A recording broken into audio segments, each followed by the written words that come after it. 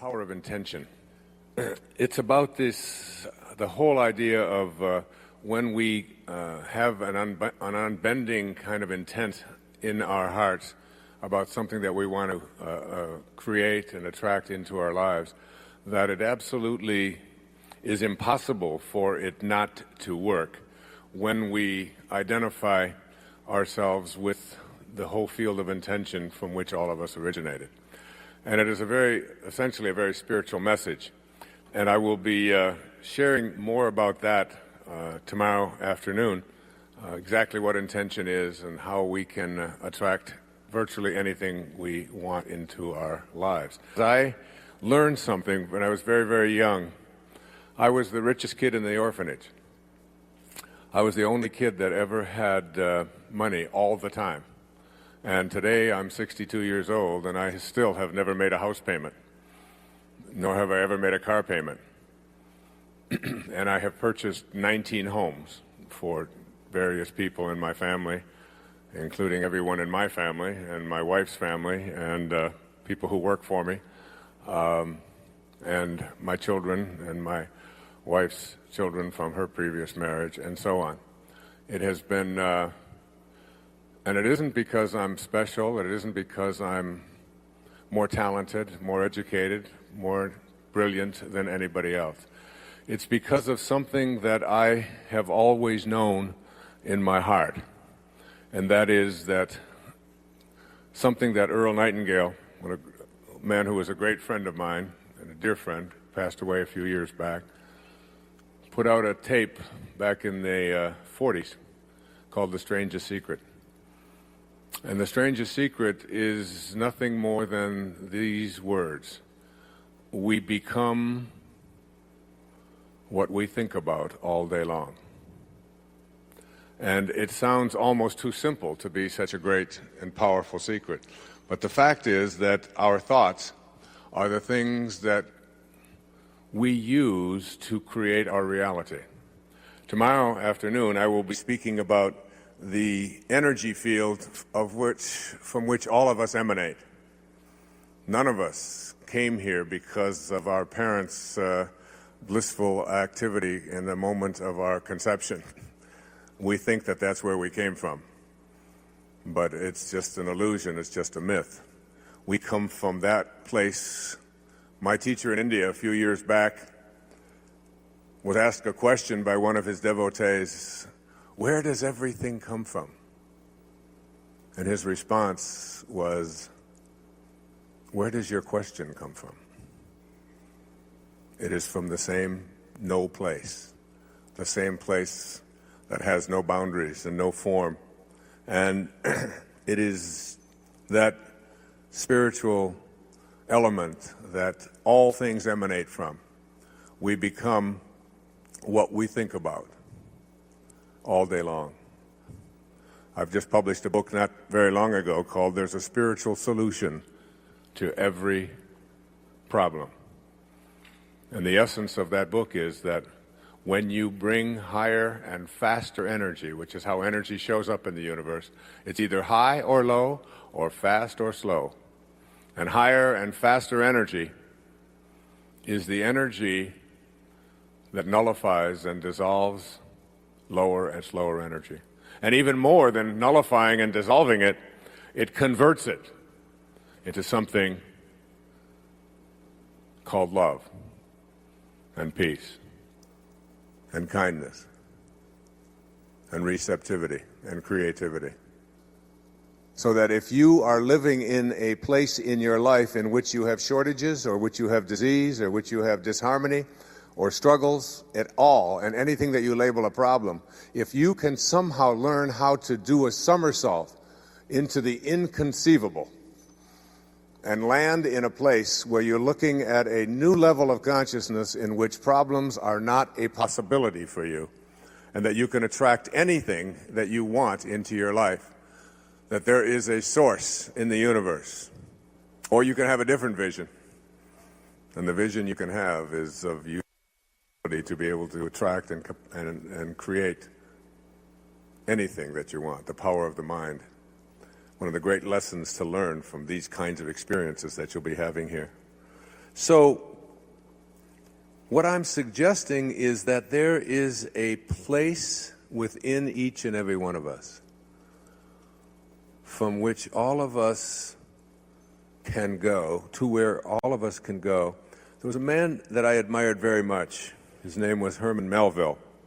Melville was a great American writer back in the 19th century. He wrote Moby Dick and many other great pieces of literature and much poetry. And he would leave his writing space in western Massachusetts. Then he would go out into the cornfields, and he would lie down on his back, and he would see in August, he would see the corn, as they say in South Pacific, as high as an elephant's eye. I think, not South Pacific, whatever that is, Oklahoma, I guess it is. And he would imagine that this sea of corn, silk, that's all that he could see lying on his back, was the ocean. And, you know, I used to teach Moby Dick when I taught English literature. And a lot of people think that he was just an obsessive old man looking for a whale. But what Moby Dick was really about was the pursuit of that which everyone else considers to be impossible, and the obsessive determination to not allow oneself to be defeated by any forces in the universe. It's a very powerful theme in Melville's life.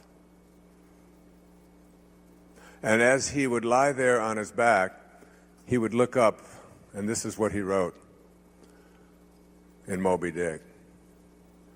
For as this appalling ocean surrounds the verdant land, so in the soul of man there lies one insular Tahiti, full of peace and joy, but encompassed by all of the horrors of the half-lived life. You got to go to Tahiti. You got to go to that inner Tahiti, that place of peace and joy, and, as I'll be talking about tomorrow, make conscious contact with that source from which you emanated. Because most of us, when we come from that source, most of us, we show up into this world, and in this world, we take on something called an ego. And when we take on this ego, it's really nothing more than just an idea that we carry around about who we are. And we begin to believe in this idea about who we are.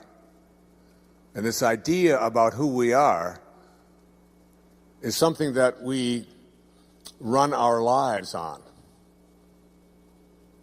And it's really based upon the notion that who I am is what I have, and who I am is what I do, and who I am is what others think of me, my reputation, and who I am is separate from everyone else, and who I am is separate from what I would like to attract into my life, that is, from what's missing in my life. Somehow I'm separate from that. That's 5. And 6, who I am is separate from God, from my source. And those 6 ideas that we carry around inside of us are the things that destroy our abilities to become manifestors, attractors of anything that we want to place our attention on. One of my heroes back in the 1840s was a man named Henry David Thoreau. He had a wonderful definition of success. He went to prison, this man, because he refused to pay his taxes to a government that was doing to the people who had been living on this land for 10,000 years and just removing them in the name of our right to do so because of a piece of legislation signed by President Andrew Jackson in 1830 called the Indian Removal Act. It gave anybody the legal right to just remove people who had a language and an educational system and a history of living there. They were just removed. And Thoreau was so anguished by this in Concord, Massachusetts, that he went to prison, refusing to pay his taxes. And his neighbor's name was Ralph Waldo Emerson. He lived 2 streets over and 7 houses down. Those of you who saw my last PBS special know that I recorded it right there in Concord. And Emerson came to the jail at Concord, and he said to Thoreau, he said, "What are you doing in there? We need you out here." He was beginning the Transcendentalist movement, some of the ideas of which I'll be speaking about here today and tomorrow. And Thoreau reportedly said to him, "Ralph, what are you doing out there?" And Emerson paid his bail, and rather than return to his home, he went to live deliberately in the land in a place called Walden Pond out in western Massachusetts. And he wrote an essay on the necessity of civil disobedience. And this is what his definition of success sounded like in that essay. He said, "If you advance confidently in the direction of your own dreams and endeavors, and endeavor to live the life which you have imagined, you will meet with a success unexpected in common hours." That's a really powerful definition of success. That you have things inside of you called dreams and endeavors, and if you live by them, rather than chasing after what it is that you think you would like to have, if you live by that connection to your source, because our thoughts is the way that God thinks through us. Our thoughts is how God thinks through us. And when our thoughts are in rapport with what it is that Spirit is like, which I'll speak about tomorrow, when our thoughts are in harmony with that, everything that the source is capable of doing, you are capable of doing. The greatest teacher who ever came to this planet, who ever walked among us 2,000 years ago, reminded us, after performing miracles and converting water into wine and raising the dead and manifesting the gift of fish and loaves by just his thoughts, the power of his thoughts to attract into our lives whatever it is that he would think about. Such was the energy level at which this man lived, this being lived. He said, "Even the least among you can do all that I have done, and even greater things." It's in every one of us. Every one of us has this capacity to do it. The only way you can get past the fact that you're not doing it, that it's not working, that you do have illnesses, that you do have struggles, that you do have addictions, that you do have scarcity in your life in any way, is because you have identified with those 6 components of the ego. When you let go of that and return to your source and become inspirado, in spirit, when you do that, it starts to chase after you. And it's just something that all I can say is that it does. And I stand up here knowing that this is true. See, I know because before I ever showed up here on this planet, I had a conversation with my source, with God. And God said, "What do you want to do this time around?" Because in an infinite world, you get an infinite number of chances at this. And I said, "I'd like to teach self-reliance." And God said, "You really want to teach self-reliance for a whole lifetime?" It's all I've ever done, 62 years later. "You sure you want to teach self-reliance?" I said, yes, that's exactly what I'd like to do. He said, well, then we better get your little ass into an orphanage. And you better spend a good 10 years there, and you better learn how to rely upon yourself.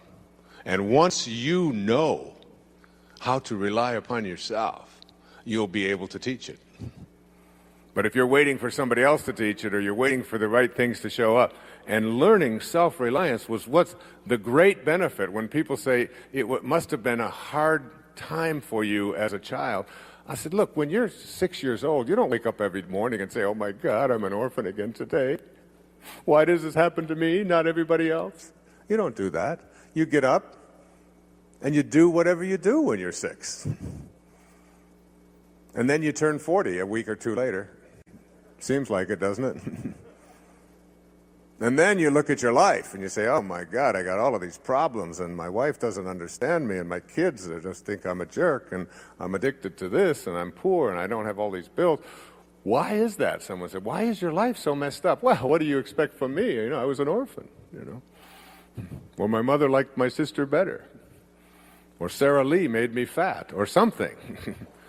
That is back there in our past we rely upon, when in fact we are nothing more than the product of the choices that we make. When you move into this place of inspiration, in 10 Secrets for Success and Inner Peace, the second secret in here, what I've done is I put together, to me, the 10 most important ideas that anyone can master in their lives. And I've tried to raise my children on these ideas and live my life on them. And I've been keeping notes on them for years and years. When I was 19 years old, I was handed a book. And the book was a series of short stories. And one of the short stories in there was written by Leo Tolstoy, who in his lifetime was considered to be the most famous person on the planet. 1904, 1905, before radio, before television, before all of the communication, mass communication we have, this man was distributing novels all over the planet. Anna Karenina and so on. And Tolstoy wrote a short story, and I joined the Navy right after I graduated from high school, went out to California, got on board a refrigerator ship called the USS Vega, and I was going to go across the Pacific Ocean to join my ship, which was the USS Ranger, an aircraft carrier, the largest ship in the world at that time. And it was based in Yokosuka, Japan, and we took a ship that took 29 days to get to a place called Sasebo in southern part of Japan, Kyushu. And as I was getting on board this ship to go to my big ship, my uncle, Bill, who was a school teacher in Hayward, California, handed me a copy of this. He said, read this story. It's really important. And I was at 19 years old. And about 10 or 11 days out, I was in my bunk, and it was a little rough. And I picked up this story, and I started reading it. It was about 120, 130 pages. And it was the story of a man in Moscow. His name was Ivan Ilyich. And Ivan was a judge who hated his life, but he was committed to doing things that he had been programmed to do. He was a dancer instead of a choreographer. When I say a dancer, I use the metaphor from a song written by Jackson Browne called For a Dancer. He said, just do the steps that you've been shown by everyone you've ever known until the dance becomes your very own. Into a dancer you have grown from a seed someone else has thrown. Go on ahead and throw some seeds of your own somewhere between the time you arrive and the time you go home. And then the kicker, he said, because in the end, there is one dance you'll do alone. We'll all do it alone. And this was Ivan Ilyich. He hated his wife, despised her. He despised his life, and yet he continued doing what he had been programmed to do. He was a dancer, doing the steps that he'd been shown by everyone he'd ever known, and it had become his own dance. And he was even teaching his own children the same dance, and he despised that about himself. And he got to the end of his life, and he was lying on his deathbed. It's a great metaphor. It's a great picture to have in your own mind. And he was looking up at his wife, and he was holding her hand. And as he was and he knew that he was dying. The story is called The Death of Ivan Ilyich. And he looked up at his wife, and the last words that he said before he died were, "What if my whole life has been wrong?" And he died. Can you imagine anything more horrible to think? And I always think of that picture when I think of my children saying, "Do you think I should do this, or do you think I should do that, or should I stay in college because, you got a doctorate, you went to college, and will I be disappointing you?" One of the things Sky wanted to know, would I be disappointing her if she left school? Well, when I was 19 years old, I took out a little notebook, and it was one of the first things I wrote down for this book that I was to write 40 years later. And I wrote a note to myself. It said, "Dear Wayne," and I still have it, "don't die with your music still in you." Where there is injury, pardon. This is about healing, whether it's physical or emotional. Bringing a sense of pardon to the presence of injury. I've just produced a tape with Hay House called "The Secrets of Your Own Healing Power," in an address I gave to a chiropractic convention a while back. And the secrets of your own healing power are basically to understand, well, here's a letter that was written by a woman. Her name is Gladys McGarry, and she wrote a book called "The Physician Within You." Wonderful book. She's a medical doctor. And she relates a conversation with her son Carl, who had just finished his internship and was specializing in orthopedic surgery. He told his mother about his fears, about having people's lives in his own hands, and she wrote him this letter. She said, "Carl, as a surgeon, you may pull an incision together and suture it well, but you cannot make it heal. If you think you are the one who does the healing, you have a right to be scared. But if you understand that you are a channel through which healing moves, and that you are contacting the healing force within your patients, you have nothing to fear. You will have awakened the physician within them and sent them on their way to heal themselves." Healing, to me, is bringing the presence of a faster and a higher energy to the presence of this thing we call injury or disease, which is really the reaction of our bodies to our minds. And our minds have, again, the illusion that we're separate from God, and therefore our bodies are commanded by a ego mind rather than a sacred mind.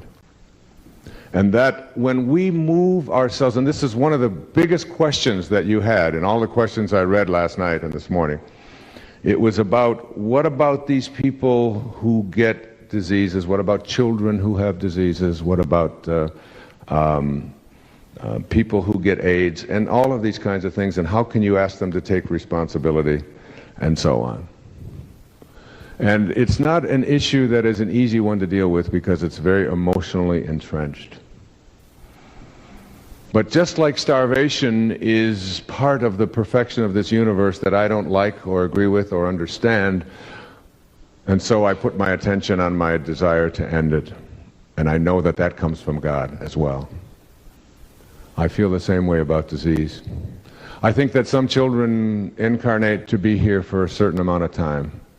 And just like my father may have shown up here to teach me compassion and forgiveness by being the kind of person he was, I think a child might show up in a body that has AIDS or in an injury or whatever. Again, if you understand and believe and know that there's a perfection to this universe and there's a force operating that holds it all together, and that we have an infinite amount of time to work this whole thing out, we begin to no longer tell ourselves that death and these kinds of things that are taking place that are so painful for us are not a part of the perfection of it all. They are. And when you begin to bring pardon to the presence of injury, what you also do is you bring a higher consciousness. And when you bring a higher consciousness, you begin to detach yourself from this body and realize that that's not who you are.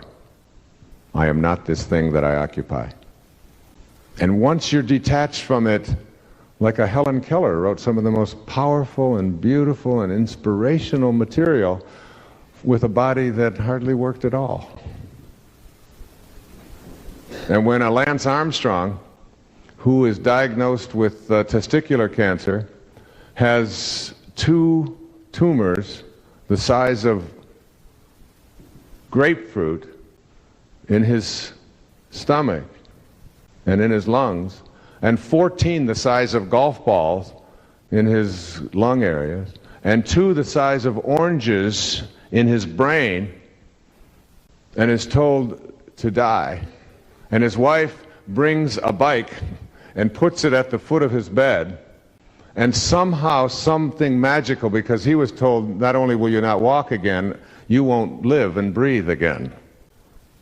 He not only went past it, transcended it by looking at that bike that his wife placed at the foot of his bed,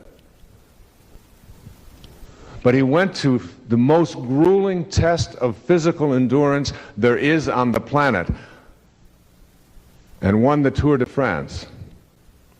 After that diagnosis and that experience, the Tour de France takes 22 days. It's 2,000 plus miles through the Pyrenees, highest mountain peaks, lowest mountain peaks, every single day riding. The most grueling test of physical endurance there is. And not only did he win it once, but the next year, just to emphasize that this wasn't some fluke, he did it again. Twice. He's only the second American ever to win the thing. And he did it 2 years in a row after that cancer. And he wrote his autobiography, and it's called It's Not About the Bike. I recommend you read it. He brought something to the presence of this, and a miracle took place.